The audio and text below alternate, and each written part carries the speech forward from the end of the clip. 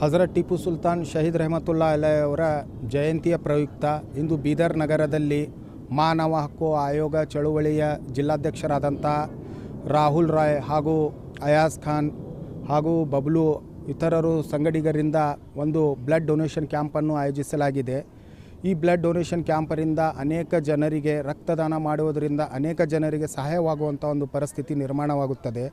ಹಾಗೂ ಟಿಪ್ಪು ಸುಲ್ತಾನ್ರವರು ಒಂದು ಜಾತಿಗೆ ಸೀಮಿತವಾದಂಥ ನಾಯಕರಲ್ಲ, ಅವರು ಅತ್ಯಂತ ಪ್ರಭಾವಿಯಾದಂಥ ಒಬ್ಬ ಸೈನಿಕರು, ರಾಜರು. ಅವರು ರಾಕೆಟನ್ನು ಮತ್ತು ರೇಷ್ಮೆಯನ್ನು ಈ ಭಾರತ ದೇಶಕ್ಕೆ ಮೊದಲ ತಂದು ಪರಿಚಯ ಮಾಡಿದವರೇ ಟಿಪ್ಪು ಸುಲ್ತಾನ್ ಅವರು.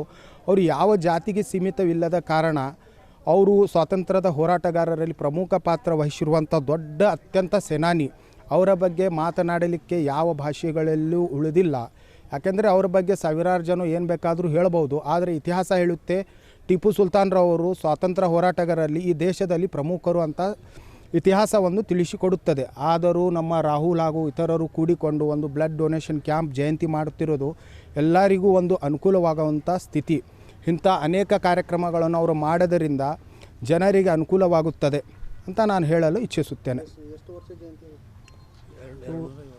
279 ಅಥವಾ 80 ಏನೋ ಇದೆ, 270 ಜಾಸ್ತಿ ಇದೆ. ನಾನು ಅಸ್ಲಂ ಮತ್ತೂರ್ ಅಂಥೇಳಿ ರಾಷ್ಟ್ರೀಯ ಮಾನವ ಹಕ್ಕುಗಳ ಆಯೋಗದ ಚಳುವಳಿಯ ರಾಜ್ಯಾಧ್ಯಕ್ಷನಾಗಿದ್ದೇನೆ.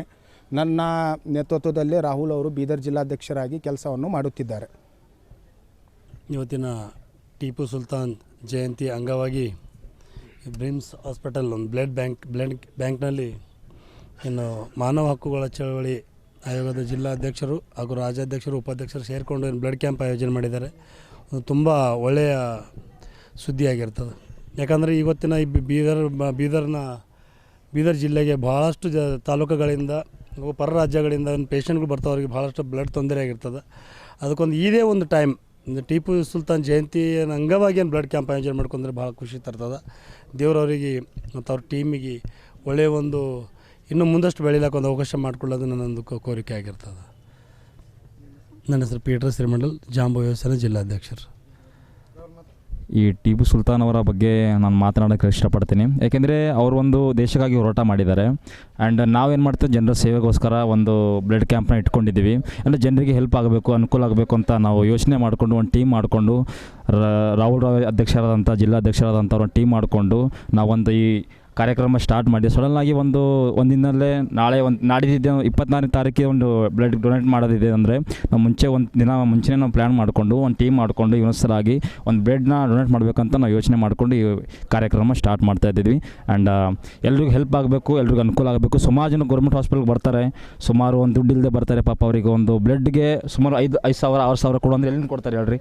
ಹಾಗಾಗಿ ನಾವೊಂದು ಟೀಮ್ ಮಾಡಿಕೊಂಡು ಹೆಲ್ಪ್ ಮಾಡುವಂಥ ಕೆಲಸಗಳನ್ನು ಮಾಡ್ತಿದ್ದೀವಿ. ಇನ್ನೂ ಹೆಚ್ಚು ರೀತಿಯಾಗಿ ನಾವು ಅನೇಕ ಕೆಲಸಗಳನ್ನ ಮಾಡ್ತೀವಿ ಅಂತ ಹೇಳೋದಕ್ಕೆ ಇಷ್ಟಪಡ್ತೀನಿ. ಇವೆರಡು ಮಾತಾಡಿ ನಾನು ಮುಗಿಸ್ತೀನಿ. ಜೈ ಹಿಂದ್, ಜೈ ಕರ್ನಾಟಕ. ಎಸ್ ಜಿ ಮೆತ್ರೆ ಕನ್ನಡಿಗ ಅಂತ.